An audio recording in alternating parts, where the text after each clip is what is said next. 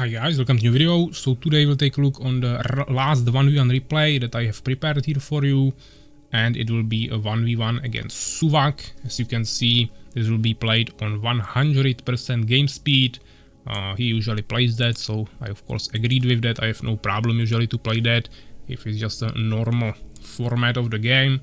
So we can start this immediately. I don't remember exactly what it was, but it's once again on the Dark Side Forest map. And I'm playing as Beast actually, and since it's Suwak, he will be probably playing for Empire of course, so he's definitely on his main race here.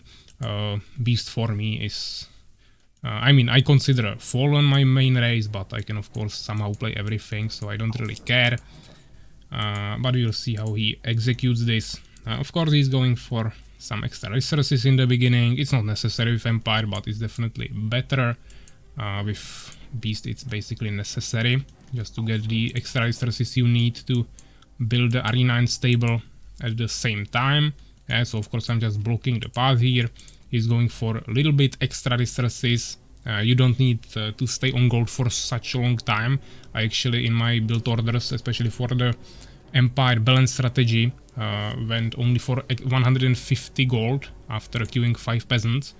But Suwak is usually going for a little bit more, and then he just blocks the path with 2 barracks at the same time, which gives you a little bit stronger front line of buildings, because of course barracks are much stronger than farm, much more durable, but it's not necessary. Yeah, he's actually getting even more resources right now. So as you can see, he's also making a farm immediately, doing a few more peasants, and it should definitely work pretty well. I already have first Boron, making first warrior. Neither of us are scouting with minions or peasants, just villagers, so we'll be scouting with warriors and swordsmen, unless he of course uses one of these building peasants to scout after that, but that will still take some time before he finishes those buildings, so he will have no earlier scouting advantage than me. I will be the first to scout with my first warrior. Already producing a second warrior. I have 2 Borons. And of course 10 minions on gold, 2 on gems, making a second on wood right now. He also probably has 10 on gold.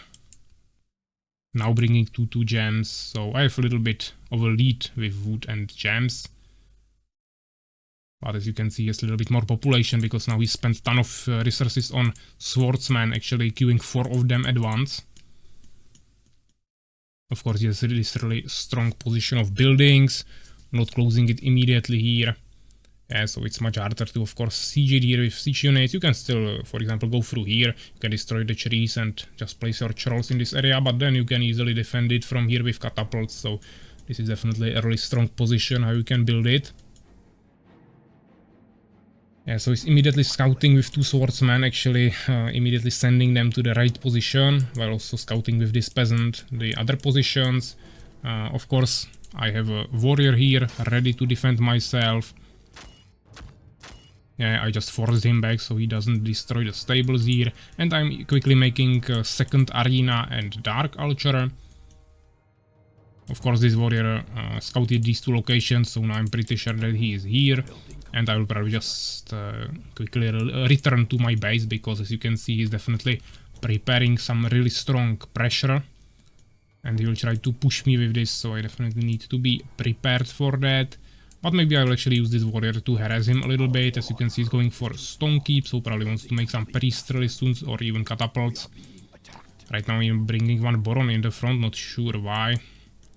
I was probably not focusing on that too much, so now I will scout here. Found out about 2 swordsmen, which I cannot destroy 1 warrior, so I will just retreat. As you can see, he's just making more and more swordsmen in this location. Maybe even wants to build a tower here with that peasant. So he's definitely maintaining some pressure here. Now he's pressuring my stable. We'll see if I will bring a minion there. He's already running here to protect, or I mean start repairing the stable, but he will probably destroy that. He has a ton of swordsmen here, but at least I will deal some damage to him, even though we can of course heal that. Immediately of course building stables in the back. This is still a pretty small area to fight in, so I can easily utilize this and beat him with my warriors. As you can see, I'm also going for a Harpy Nest and just building more arenas at this point, making 2 stables, 3 arenas, and of course the confusion upgrade, because I'm expecting some catapults, so I definitely want to prepare for that. And Harpies are the easiest counter for that. He still has this peasant here, not building the tower yet. We'll see what he will do with that minion. He definitely has some resources, but not too much wood, so probably don't want to waste it. He actually decided to go for Gnome Workshop, just to produce the catapults a little bit more in the front. They are really slow, so if I don't find this, it will be definitely really advantageous for him to spam the catapults in my town, basically immediately. I'm not going for bestiary in this game, maybe I'll go for it later, but right now I just decided to go for this strategy with warriors and boron healing, so you need a ton of witches of course, and also the harpies. Yeah, but we have to keep in mind that both witches and harpies are pretty expensive on gems, so to also try to make trolls, I couldn't really get enough gems for all of that with just one base, and of course I'm kinda locked here and cannot really create another expansion unless I can somehow escape with one minion, maybe even with gaseous form, and get to the opposite corner of the map or something.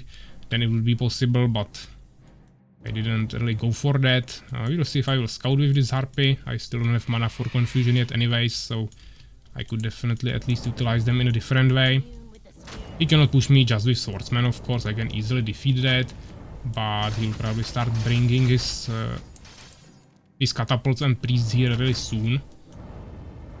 Yeah, I still don't know about this. He even protected it with a tower, so I will definitely need to find something for that. He doesn't have any anti-air, so my harpies are pretty safe. I just sacrificed one boron here to fully heal my army. He's still just making more and more swordsmen. I think he already has trailblazing. Actually, he's now queuing it, so he doesn't have it yet. It's just that it's 100% gain speed, so it looks a little bit quicker. But he has a tower here, so I definitely cannot push this. He's making the priests now. I didn't make expansion yet, I just checked it with my harpies, but I still didn't find this. He's probably not gonna do anything with the catapults, because I would just... he would just caught my attention there, I would just rush it and destroy this. So he wants to maintain that as a secret and utilize it later. Right now he's just not even making a blacksmith or anything. He's just making sure he has enough swordsman. He knows that I don't have trolls now. Of course I can produce some, but yeah, he doesn't know that I don't have bestiary, but I don't, so I won't have any trolls to actually siege him. But as you can see, now I decided to just rush this immediately, just destroy the tower, destroy the temple, which is really good because you won't be able to produce priests for a while or get the resurrection upgrade. He decided to actually rush back to defend himself. Of course he cannot destroy this, I will easily win this fight, but he also still maintained like 6 swordsmen in this area while also bringing his catapults to this fight. So now I need to decide where I want to go. He already has the trailblazing now, so he can outrun me. Also my barons are pretty slow, so to actually move somewhere is pretty difficult.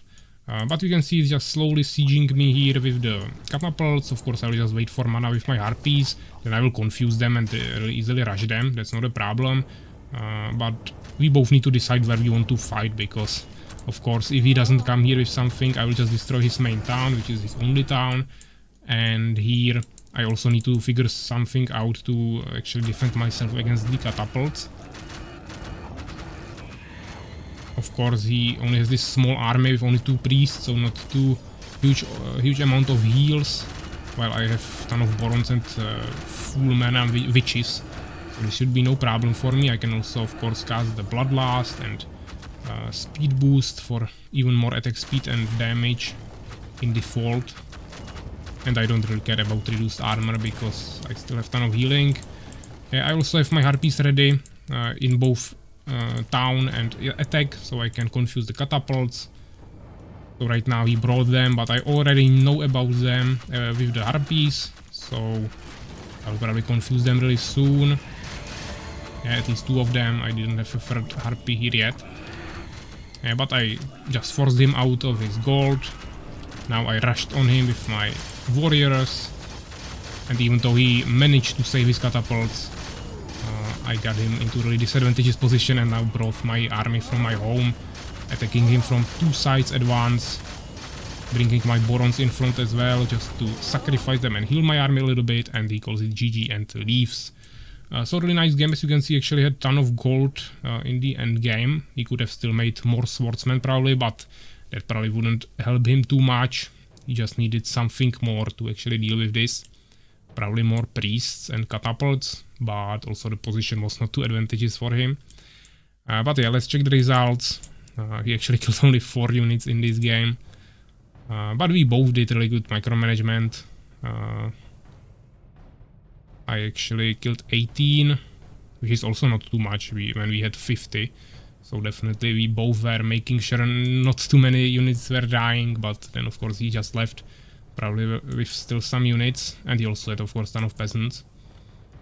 Then we have the largest army, experience, buildings here, 1 research on each side, which was the trailblazing upgrade, and I don't know if yeah, that was confusion actually, trailblazing and confusion, so no upgrades for units, just 2 new effects, active and passive ability, and then resources, both of us had only 0 expansions, just 1 base, so basically the same resources. I had a little bit more gems, he had a little bit more gold. I also had a little bit more wood, but we didn't really use that too much, so I would say pretty balanced like this.